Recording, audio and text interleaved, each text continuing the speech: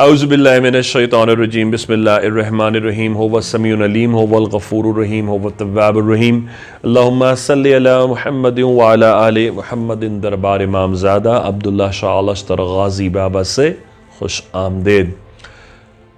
کچھ لوگوں نے سوال پوچھا ہے کہ بتائیں رات کو اگر رونے کی آواز آئے تو اس کی کیا حقیقت ہے؟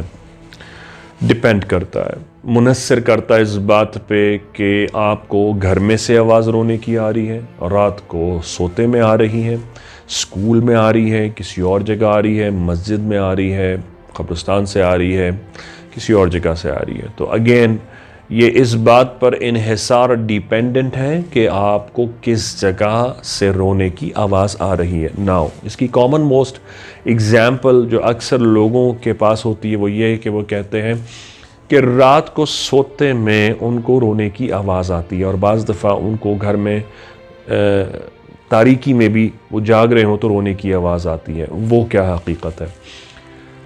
اس کی دو تین ایگزامپلز ہیں جو آپ کو سمجھنے میں مدد کریں گی کہ اس کی حقیقت کیا ہے.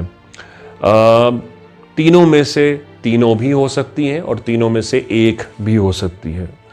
میں آپ کو تینوں ایکسپلین کر دیتا ہوں. نمبر 1، پہلی کنڈیشن یہ ہے کہ آپ کے گھر کے نیچے قبر ہے کسی کی اور ان کو اذیت ہوتی ہے کیونکہ ان کے قبر کے اوپر گھر بنا ہوا ہے. ایک تو ریزن یہ ہے. نمبر 2، آپ کے گھر کے برابر میں کسی نے جو گھر بنایا ہے، کنسٹرکشن کی ہے، وہ قبر پہ کر لی ہے. تو اگر ان کے گھر پر قبر پہ کنسٹرکشن ہو گئی ہے تو رونے کی آواز آپ کو آئے گی. ممکن ہے ان کو نہ آئے، لیکن وہ آپ کو اس لیے آ رہی ہے کیونکہ وہ چاہ رہے ہیں کہ آپ وہاں سے چلے جائیں. تیسری بات، رونے کی آواز آنے کی جو تیسری اہم کنڈیشن ہے وہ یہ ہے کہ جس جگہ بھی آپ کو رونے کی آواز آتی ہے وہاں آپ کے اڑوس پڑوس میں یا اسی پرٹیکولر گھر میں کسی نے خودکشی کی ہے. یہ سب سے زیادہ وزنی ریزن ہوتی ہے رونے کی آنے کی آواز. اس کے تو 3 ریزن یہ میں نے آپ کو بیسک بتائے یہ ہیں. اس کے علاوہ اور بھی کچھ ریزنز ہیں. اس سیگمنٹ کے صدقے غازی بابا کی توفیل آپ سنتے چلیں. گھر میں جناتوں کے خاندان کا ہونا، اس میں یہ ہے کہ ان کے بچے انسانوں کی طرح روتے ہیں، تو اس لیے یہ آواز بھی بچوں کے جنات کے رونے کی آواز ہوتی ہے جو رات کو آتی ہے. لیکن اس کی نشانی یہ ہوتی ہے کہ وہ اگر جنات کے بچوں کی آواز ہے تو وہ چھوٹی سی لے کر لاؤڈ ہو کر بڑی ہوگی. یہ ایک خاص فرق ہوتا ہے. یعنی کہ رونے کی آواز آئے گی وہ ایک دم سے اونچی ہو کر یا پست ہو جائے گی، یا زور کی آئے گی تو آہستہ آہستہ ہو کے کم ہو جائے گی. یہ کنفرم اس بات کی دلیل ہے کہ وہ جنات کے بچے. اگر وہ بدرو کی آواز ہے وہ ویسے ہی رہے گی، سیم جتنی آ رہی ہے اتنی ہی آئے گی، چاہے وہ لڑکی کی ہو یا وہ مرد کی ہو. اور بدرو کی اور خودکشی والی روح کی ایگزامپل کی نشانی یہ بھی ہے کہ اگر وہ لڑکی کی آتی ہے تو ہمیشہ لڑکی کی ہی آئے گی، لڑکے کی آتی ہے تو اسی لڑکے کی آئے گی، کسی اور کی نہیں آئے گی. جبکہ جنات میں اگر ان کے بچوں کی موجودگی ہے تو وہ کبھی آپ کو بڑی بھاری بھی آواز آ سکتی ہے رونے کی، کبھی چھوٹی بھی آ سکتی ہے، کبھی عورت کی بھی آ سکتی ہے. ڈفرنٹ آوازیں ہوں گی.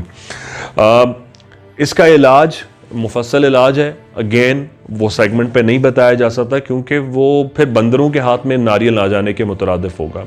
کیونکہ صرف اس کا ٹول دے دینا اس کا علاج نہیں ہے، اس کا پراپر ایک میکینزم ہوتا ہے، اس کے ایک آپریٹنگ پروسیجر ہوتا ہے. اس کو آپ کو دربار بلا کر وہ صدقہ کرایا جاتا ہے. پھر میں ان کو اتنے دن غازی بابا کی حاضری بتاتا ہوں. یہ میں اس لیے بتا رہا ہوں، لوگ پوچھتے ہیں نا آپ بتا کیوں نہیں رہے یہاں پر، یہ سب کچھ غازی بابا کی ہی جوتیوں کا تو صدقہ ہے جو آپ سن رہے ہیں. تو میں کوئی بات بھی کوئی عمل بھی ان کی حاضری کے بغیر نہ بتاتا ہوں نہ کر سکتا ہوں. وہ میرا کل ہے، وہ میرا واسطہ ہے، وہ میرا وسیلہ ہے مالک تک کا. تو ان کی اینک کو چھوڑ کر میں دیکھ ہی نہیں سکتا، میں اندھا ہوں. تو ان کو میں پروسیجر سمجھاتا ہوں. آپ نے دن تک حاضری کرنی ہے، پھر اتنے کنوؤں کا پانی لا کے ڈالنا ہے، پھر جا کر آپ نے یہ نقش لگانے، پھر ان کو نقش دے دیتا ہوں. یہ اس کا علاج ہو جاتا ہے. اب یہ تو وہ طریقہ ہے کہ جو پھر میں ہی اسیس کرتا ہوں ان سے کویسچن کر کے کہ ان کے گھر میں جنات کے بچے ہیں یا کوئی بدرو ہے. کیونکہ جن لوگوں کو پراپر اس کی نالج نہ ہو، اور کہتے ہیں نا نیم حکیم خطرہ جان، اور وہ جنات اور بدرو میں ڈسکریمنیٹ نہ کر سکیں، اور وہ جنات کے بچے سمجھ کر اور وہ بدرو ہوئی اور انہوں نے نقش تعویذ پڑھائی دے دی، اور وہ بدرو ہوئی وہ ان کو تہس نہس کر دے گی، کیونکہ آپ کی پڑھائی سے اس کو اور تکلیف ہوگی۔ اگر وہ عامل مکمل کامل نہیں ہے تو وہ آپ کو ایسا وظیفہ نہیں دے گا، کمزور دے گا، جو کہ کچھ عرصے کے بعد ختم ہو جائے گا، اور پھر وہ اپنا بدلہ لے گی۔ جب تک وظیفہ ختم نہیں ہوگا، جب تک کچھ نہیں ہوگا، جیسے ہی ختم ہوگا پھر وہ چھوڑے گی نہیں آپ کو۔